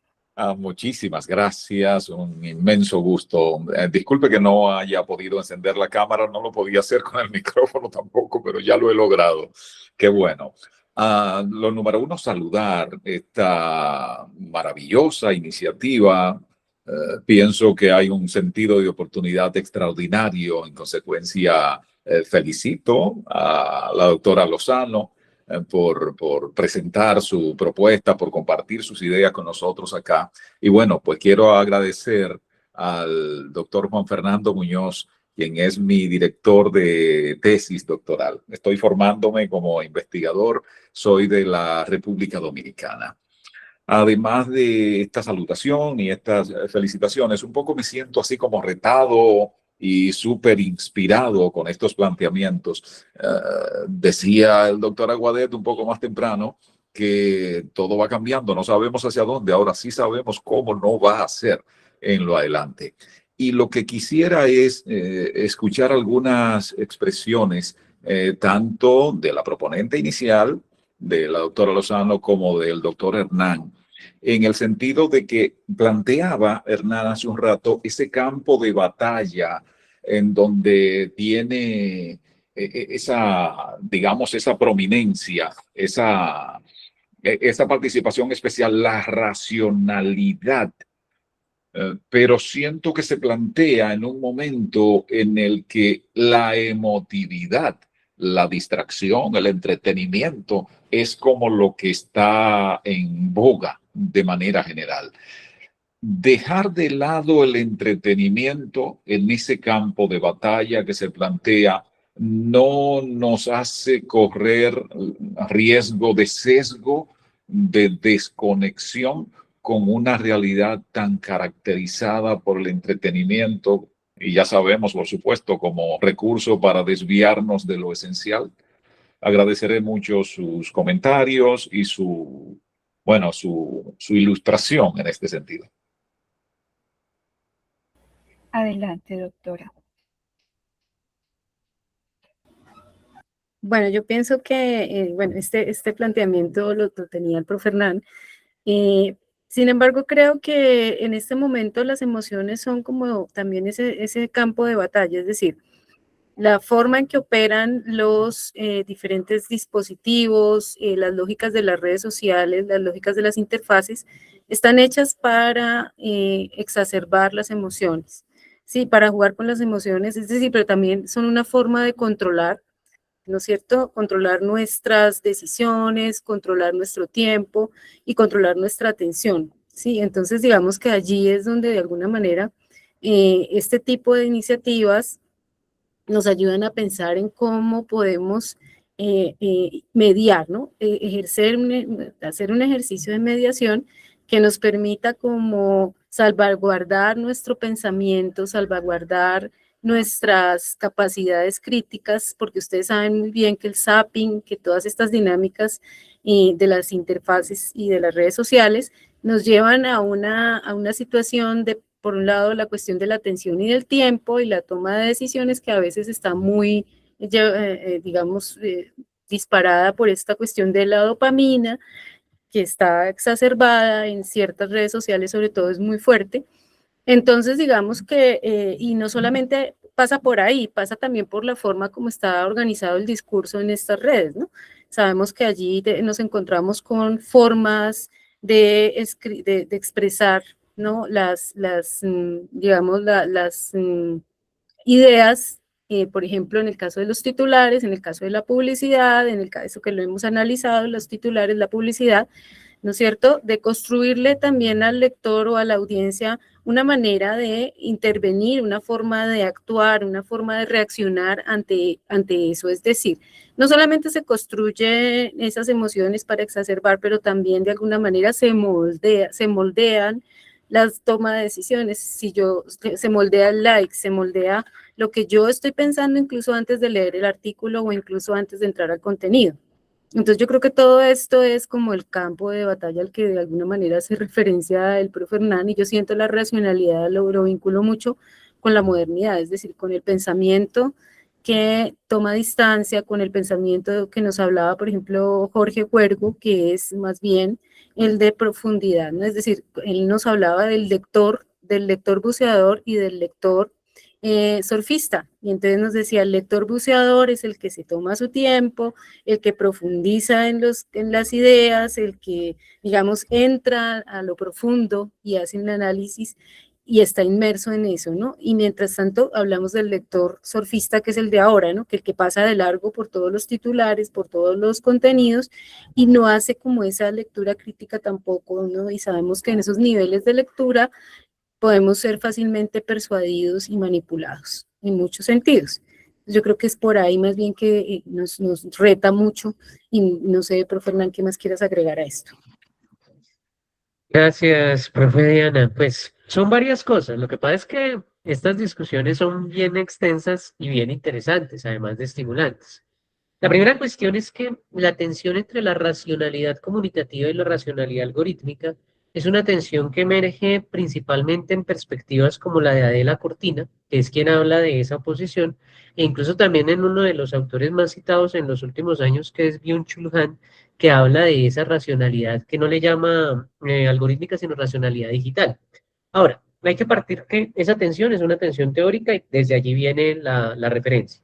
Pero también hay que tener en consideración que hay un campo de tensión durísimo que es el cuerpo. Y en el campo de tensión que es el cuerpo se reconoce que en las condiciones desde las cuales se programan los algoritmos en el sistema contemporáneo, no solamente se entiende la información que tiene carácter lógico, sino también la información que tiene carácter biológico. Es decir, ciertas nociones de entretenimiento no son nociones de entretenimiento programadas desde la emoción estudiada en su naturaleza constitutiva, sino desde la emoción susceptible de programarse, organizarse y predecirse. Por ejemplo, una de las grandes tensiones que hay ahorita en el ámbito de la psicología es cuando ChatGPT se vuelve terapeuta. Y resulta que no es terapeuta. Lo que ocurre es que en la programación del sistema construye una identificación de términos que le permite, por asociación, responder de cierta manera para parecer empático, más no para ser empático, ¿sí? Y eso es parte de la estructuración de un sistema de racionalidad algorítmica, que es parte de cómo se programa una máquina. Incluso una máquina que pareciera emocional, que pareciera desde el entretenimiento, que pareciera mover cierta lógica de las emociones, en realidad es una máquina que está programada desde un sistema algorítmico. A eso, algunos autores como Cortina y los otros, pues le oponen la racionalidad comunicativa. Pero también uno pudiera, incluso haciendo eco de los últimos trabajos de Jesús Martín Barbero y otros, hablar de lo que tiene que ver con el sensorium, hablar de lo que tiene que ver con la naturaleza emotiva de los sujetos, que está muy fuertemente asociada a la imaginación, y hablar de otras formas de entretenimiento, incluso si nos situáramos en esa clave de trabajo, donde no me entretengo porque me programan para entretenerme. De nuevo, un sistema semiótico organizado que estimula dopamina, incluso el movimiento del scroll infinito, eso ya está largamente estudiado, es un movimiento que lleva a que se segregue dopamina en el cerebro. El estar haciendo así, luego de todo el estudio que se hizo sobre personas con adicciones y demás, eso ya es bien conocido. Pero entonces, ¿cuál sería la noción de entretenimiento a día de hoy? Que no fuese establecida desde una lógica algorítmica y que recuperara ese sensorium distinto. Eso sería un trabajo súper interesante en términos de claves de observatorio en esa arena que estaría ya no mediada por lo racional, sino por otras condiciones y dimensiones de los sujetos. Pero cuando uno estudia los aspectos algorítmicos y demás, sí se reconoce que son susceptibles de programación y de predicción. Yo le agregaría, y eso ya es una cuestión más personal, a la racionalidad algorítmica, desde luego también el reconocimiento de las condiciones del sujeto, en su emotividad, en su emocionalidad y en esas otras cosas que no puede hacer la máquina, pues aparte de la imaginación que referencié en su momento. Muchas gracias por el aporte. Muchas gracias, doctor. Vamos ahora entonces retomando al maestro Gonzaga Castro, es un referente muy importante en educomunicación, en el eje cafetero. Adelante, maestro, muchas gracias por su participación. Maravilloso tenerlo acá. Muchas gracias. Bien, muchas gracias, Paola, muchas gracias a todos. Estoy de acuerdo con el profesor Hernán. Lo primero es el agradecimiento tanto a la red, al PAMED, el agradecimiento a estos dos grandes expositores que nos siguen abriendo, yo diría, como ese espacio de la reflexión, ese espacio de la inquietud que hay, de la incertidumbre que hay frente a este nuevo mundo, como lo planteaba hace un rato nuestra estudiante. Bien. Desde ello quiero plantear un comentario y dejar como una pregunta reflexiva para que nuestros maestros nos ayuden con este proceso. Bien, en este momento, por ejemplo, nosotros estamos hablando, sí, del mundo inundado por la inteligencia artificial. Desde ahí, pues, surgen demasiadas aplicaciones. Entonces, yo no manejo el contexto de inteligencia artificial, sino de aplicaciones de inteligencia artificial. Y esto lo hacemos desde el programa de tecnología con énfasis en comunicación educativa y de la maestría en comunicación educativa de acá de nuestra universidad en el área de investigación. Porque somos unos convencidos de que hay que abordarla, de que hay que asumirla, pero yo le digo, hay que apropiarla. Y en este fenómeno de apropiación, yo utilizo una categoría que llamo la transferencia adecuada de tecnología. Y aquí es donde nosotros debemos ubicarnos en los dos extremos. En un extremo donde totalmente le doy la credibilidad a las aplicaciones de inteligencia artificial, o en un extremo donde detracto absolutamente de ellas. Yo diría no. Tenemos que ubicarnos en la mitad y ahí es donde estoy totalmente de acuerdo con las exposiciones que nos presentan nuestros especialistas y que nos llaman a seguir trabajando en ese componente reflexivo. Porque es que a partir de esos niveles predictivos que estamos trabajando en esos procesos de inteligencia artificial, como bien lo explicaba el maestro, a través de la consolidación de esas esferas de filtro, esas burbujas de filtro, de esas cámaras de eco, de esa consolidación de comunidades, yo planteaba una inquietud muy fuerte el año pasado, finales en Medellín, y hablaba sobre el estatuto de verdad. ¿Cuál va a ser para mañana el estatuto de verdad y quién va a ser o cómo va a ser la directriz para que nos diga que lo que yo estoy leyendo, a lo que yo me estoy enfrentando realmente es la verdad, es la veracidad? Y tiene totalmente relación con lo que también el maestro planteaba a nivel de la comunicación, la ética y la educación. Bien, desde ahí entonces, en ese estatuto de verdad, yo pregunto, ¿quién lo va a determinar mañana? Si muchas veces la comunidad científica y las comunidades académicas, que son las encargadas de trabajar todos estos procesos, también están haciendo uso de aplicaciones de inteligencia artificial. ¿De qué manera las están usando? Las están usando desde ese componente moral, desde ese componente ético, desde ese pensamiento de formar ciudadanía realmente. Porque es que la responsabilidad que tenemos nosotros como maestros con nuestros chicos es inmensa. Entonces, hablamos de elementos que en un momento determinado a mucha gente le enloquece cuando hablamos de SLOP, cuando hablamos del intermediario, cuando hablamos de sistemas multiagentes, cuando hablamos de todas estas generaciones que se están dando, de todas estas propuestas, cuando decimos que el satisfacedor digital, que hay que controlar la ansiedad de búsqueda, que hay que trabajar el analgésico del algoritmo, ¿cierto? Entonces, ¿cómo lo vamos a plantear? ¿Cómo lo vamos a desarrollar cuando la corriente del humanismo digital nos está diciendo sí? Hay una caja negra, la caja negra del algoritmo, pero no nos podemos olvidar que el ser humano está al centro y que el ser humano debe ser el centro del proceso. Bienvenida a la aplicación, bienvenida a la propuesta de la tecnología. Yo diría, pero entonces también como el humanismo digital con el maestro al centro, con el agente al centro, ¿sí? Con la reflexión al centro. Y manejar definitivamente lo que llamaríamos ese estatuto de verdad, esa posición ética y esa posición moral. Entonces, aquí trato de ubicar un poco mi pregunta. ¿Cómo manejaríamos entonces para mañana, que en cuestión de aplicaciones de inteligencia artificial, mañana es ya, ese estatuto de verdad? ¿Quién lo definirá? ¿Dónde realmente tenemos que tener cuidado con ese sesgo cognitivo que estamos desarrollando?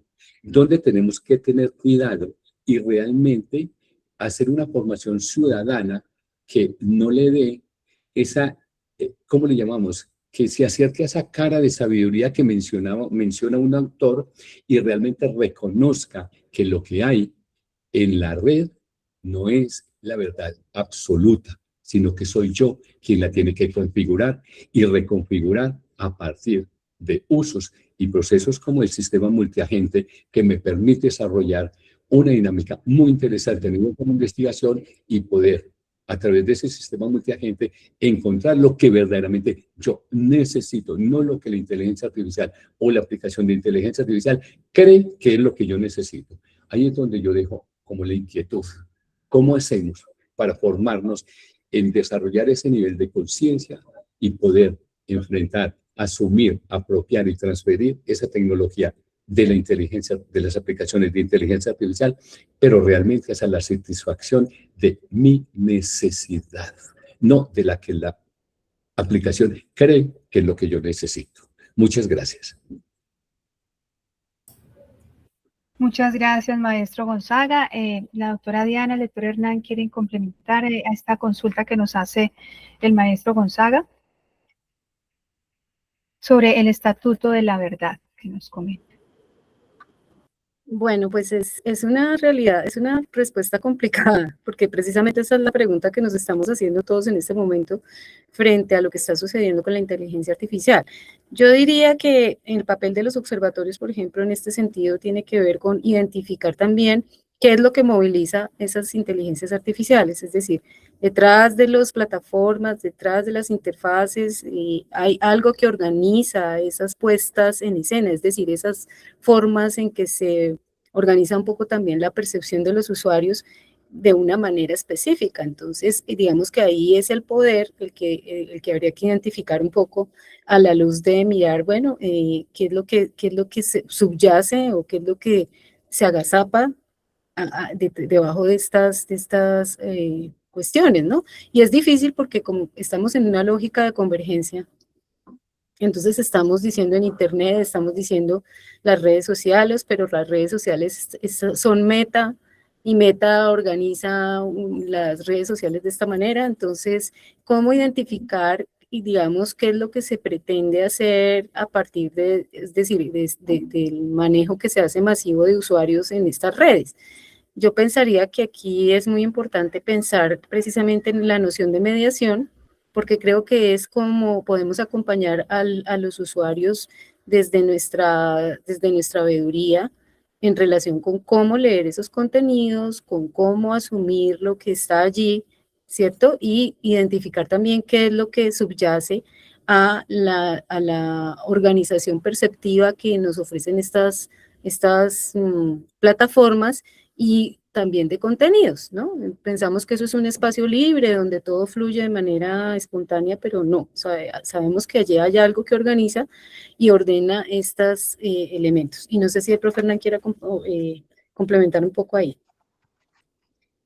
Sí, una cosa muy rápida de pronto también para darle la palabra a otros participantes también.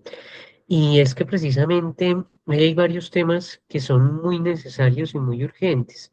A propósito del cuestión de la verdad, voy a permitirme aquí compartir una diapositiva muy rápidamente de algo que tiene que ver con un planteamiento de Eric Sadan particularmente en torno a la cuestión de los algoritmos como regímenes de verdad en las sociedades contemporáneas y que funcionan mediante una lógica en la que se genera una relación entre la recolección de datos, el modelamiento de comportamiento y la coerción y toma de decisiones automatizadas.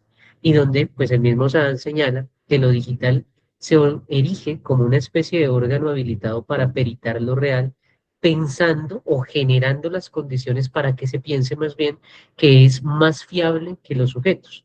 Y ahí creo que el llamado que nos hace el colega es un llamado urgentísimo y es volver sobre nosotros mismos y volver incluso sobre que eso que es la verdad requiere de interrogaciones, diría Gadamer, de volver sobre las verdades en minúsculo y de asumir que muchas veces en el escenario de los algoritmos lo que aparecen son verdades programadas, apariencias de verdad. Y como lo decía la profe Diana, eso es lo que requiere precisamente de una perspectiva analítica, de una perspectiva desde las veedurías que puedan llevar a cabo estas interrogaciones necesarias para no caer en otros elementos como la desinformación, los deepfakes, etcétera, y más allá de cualquier cosa, la tremenda condición de efecto de poder que tiene el configurar unas verdades desde lógicas algorítmicas. Sería más o menos por ahí la cuestión desde lo que podría agregar a la participación de la profe Diana. Muchas gracias. Muchísimas gracias, maestro. Vamos entonces con nuestras dos últimas intervenciones. Damos paso al señor maestro, seguramente Luis Guillermo Monsalve, y finalizamos con Rubier. ¿Vale? Muchísimas gracias con el profe Rubier. Adelante, Luis Guillermo. ¿De dónde nos Muchas visita? gracias, apreciada Paola. Bueno, como lo dice, mi nombre es Luis Guillermo Monsalve Jiménez, soy docente de la UNAD, estoy ubicado en Cartagena, Colombia. Bueno, la pregunta va dirigida precisamente al maestro Hernán acerca de esos nuevos sujetos desde los ensambles cognitivos. ¿Cómo reconfigurar ese nuevo sujeto a ese nuevo estudiante en perspectiva de esos ensambles cognitivos cuando hasta para procesos de redacción utilizamos la inteligencia artificial? Y esto no solo con estudiantes, sino incluso con los mismos docentes, que de una u otra manera acompañamos el proceso académico de los estudiantes. Esa sería mi pregunta. Muchas gracias. Muchas gracias a ti desde Cartagena. Maestro Hernán. ¿Me podría repetir la pregunta? Qué pena con su merced, es que tuve un desfase en la conexión y no lo escuché un poquito Sí, cortado. ¿cómo reconfigurar a ese nuevo sujeto, a ese nuevo estudiante, en perspectiva de esos ensambles cognitivos cuando hasta para procesos de redacción utilizamos la inteligencia artificial y no solamente con el tema de los estudiantes, sino incluso con los mismos docentes. Excelente, muchas gracias. No, pues básicamente todo esto se trata de volver sobre lo cotidiano. Yo creo que, y a propósito, haciéndole un pequeño homenaje a Rosana Reguillo, que se nos fue hace poco, y que en sus investigaciones abordó la cuestión de la cotidianidad, entre muchas otras cosas. Volver las cosas cotidianas es necesario, y es necesario volver sobre una pregunta fundamental, y es cuando yo hago un ejercicio de redacción, ¿qué es lo que estoy poniendo en operación? Suele pasar que la preocupación actual es que los estudiantes solo hacen uso de ChatGPT para hacer sus trabajos, se acostumbraron a ello, ¿sí? Pero entonces, ¿cuál es el proceso cognitivo que busco cuando le digo que haga, por ejemplo, un ensayo? Entonces, volver sobre esa naturaleza y trabajar en ella. Dejar a un lado la IA para ciertas cosas y empezar a generar nuevas costumbres. No es una tarea fácil, porque a veces lo sencillo que es enviar un prompt y que me devuelva una respuesta, pues lleva a que uno se tiente y quiera hacerlo más rápido así, etcétera. Pero sí es un ejercicio que hay que empezar a hacer en la cotidianidad, empezar a decir, bueno, cuando yo hago un ensayo tengo que operar de cierta manera, entonces voy a hacer ciertas cosas y voy a trabajarlo de cierta forma y tengo que hacer estas lógicas, etcétera. Es cambiar un poco los hábitos y generar nuevas costumbres, incluso con la presencia de la IA. Si la vas a usar, ok, úsala para estas cosas, úsala para estas otras, pero lo que es lo irreemplazable, empezar a atesorarlo. Y eso es casi que haciendo aquí para homenaje también a Estanislao Zuleta, es retomar ese elogio de la dificultad y volverlo parte de nuestras cotidianidades, diría yo así, de manera muy rápida y muy sintética. Muchísimas gracias, maestro. Vamos a dar paso entonces al maestro Rubier Jiménez desde Popayán.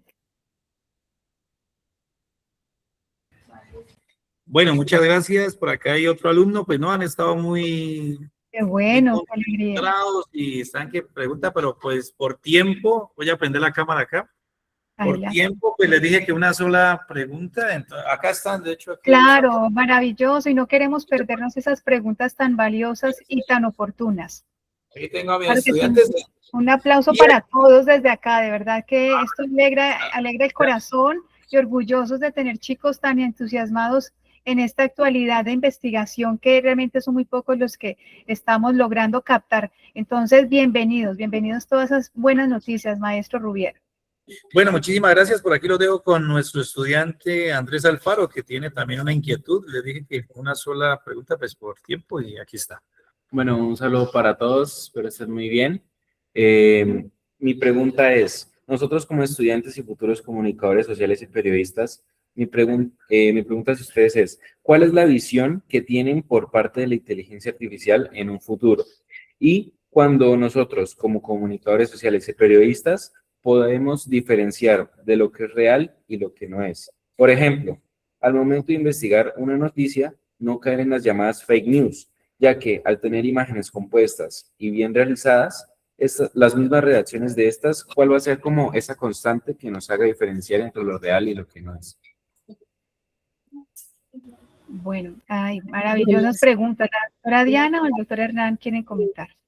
Bueno, es muy preocupante lo que sucede realmente y lo que tú dices, la inquietud que tú expresas es sumamente real, ¿no? Es decir, nosotros ya la realidad, digamos que acá la pregunta es, ¿qué es real? Sí, porque nos damos cuenta que la inteligencia artificial ya nos presenta imágenes muy reales, nos presenta, podemos con la inteligencia artificial organizar, editar la realidad prácticamente, ¿no? Entonces, digamos que esto es un desafío muy grande, pero entonces acá no podemos apelar más que a la confirmación, ¿no? Yo notaba mucho que en redes sociales y en medios de comunicación se han compartido no solamente por personas, digamos, que participan de estas redes, como políticos, como personas conocidas, se han compartido muchas veces cosas que no son reales, ¿no? Noticias falsas o fotografías editadas o, bueno, deepfakes, ese tipo de cosas. Entonces, yo pienso que ahí sí tenemos que hacer una labor más de carpintería, de confirmar, de estar totalmente seguros, de apelar también a las fuentes como Colombian Checking, como, bueno, algunas como que han ejercido ese papel veedor, de confirmar, de verificar dentro del mismo Twitter Grok o el Silla Vacía, que son algunos elementos que nos ayudan a verificar las fuentes de información y hacerlo más fieles posibles en ello. También se ha perdido mucho la cuestión de ir al campo, ¿no? De ir al campo, de recoger el testimonio en vivo, y entonces nos dejamos llevar por la foto que todo el mundo comparte, por la viralización. Entonces tener como conciencia de que este tipo de cosas, este tipo de prácticas, y sobre todo cuando estamos ejerciendo el periodismo, pues tenemos que tener muchísimo cuidado con ellas. Y profe Hernán, no sé si quieres agregar algo. Sí, una cosa muy rápida también. Por un lado, pues creo que las iniciativas como esta del observatorio están pensadas desde ahí, desde crear esas condiciones, esas estructuras, esas posibilidades, esos elementos y esos marcos de referencia ante las situaciones contemporáneas. Por ejemplo, hay un texto muy interesante que hace Aparici en torno a lo que serían los mecanismos de la posverdad y demás, que es una cosa que se llama política cyborg, donde habla incluso de toda la cantidad de figuras retóricas que se utilizan hoy para hacer parecer algo real, etcétera, y estrategias digitales como el astroturfing, etcétera, y bueno, todo este tipo de cosas. Entonces, resumiendo y sintetizando, también se trata de, en la cotidianidad, de nuevo, llevar a que el ejercicio del periodismo, de la comunicación social, también sea un ejercicio de investigación. Y la investigación como práctica cotidiana implica la interrogación, el preguntarse, el sospechar, el contrastar, el revisar las fuentes, el mirar en detalle.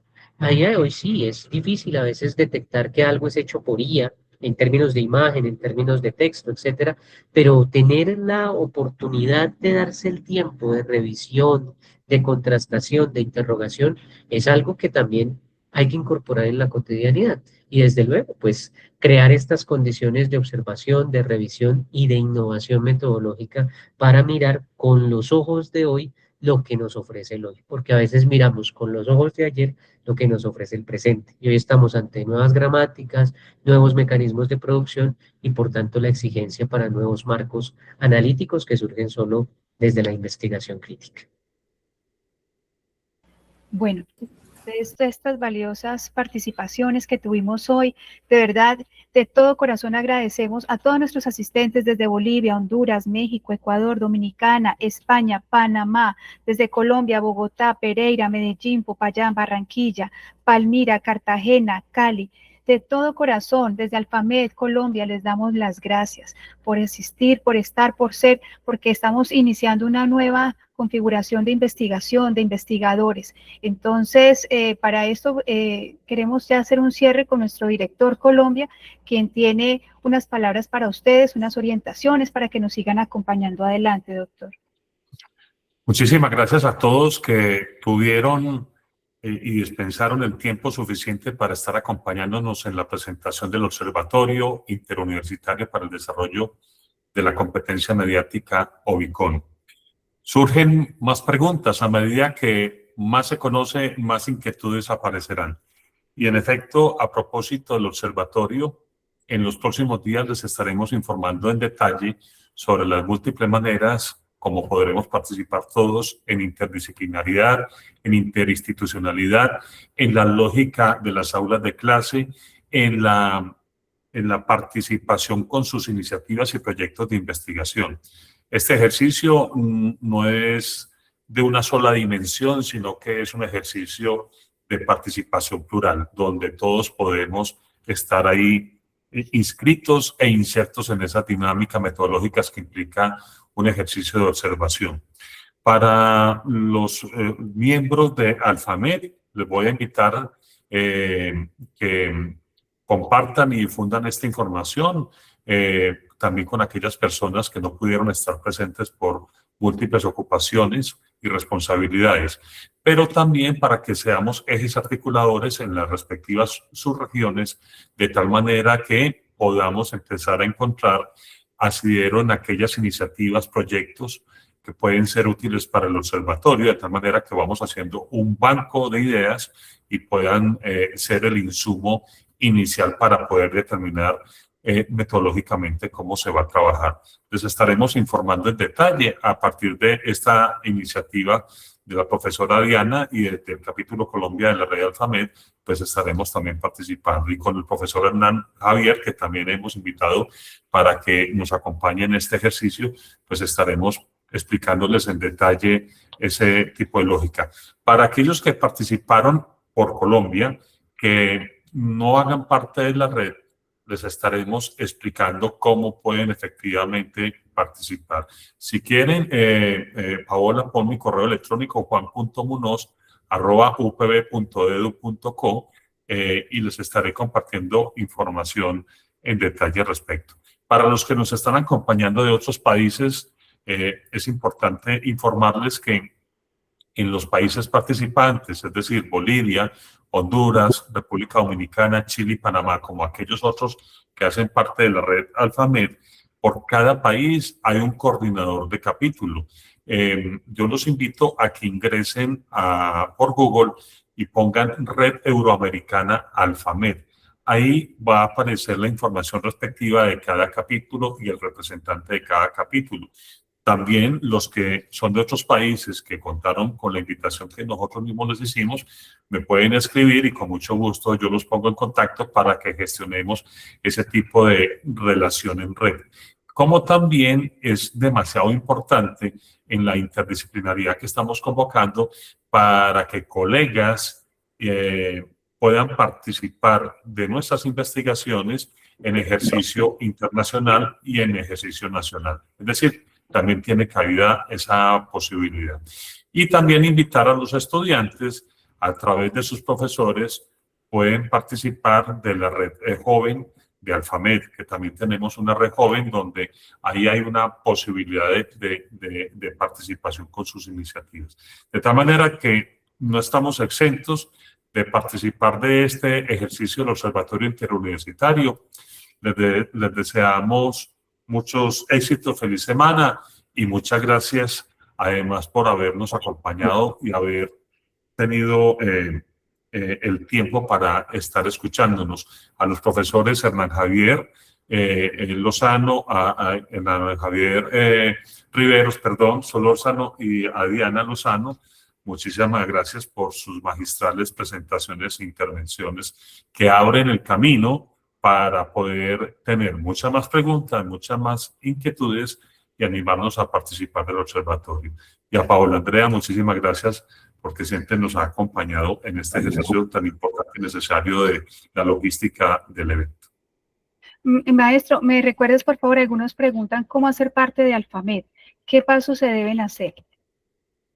Bueno, cada país tiene su capítulo a través del representante de Alfamed en cada país.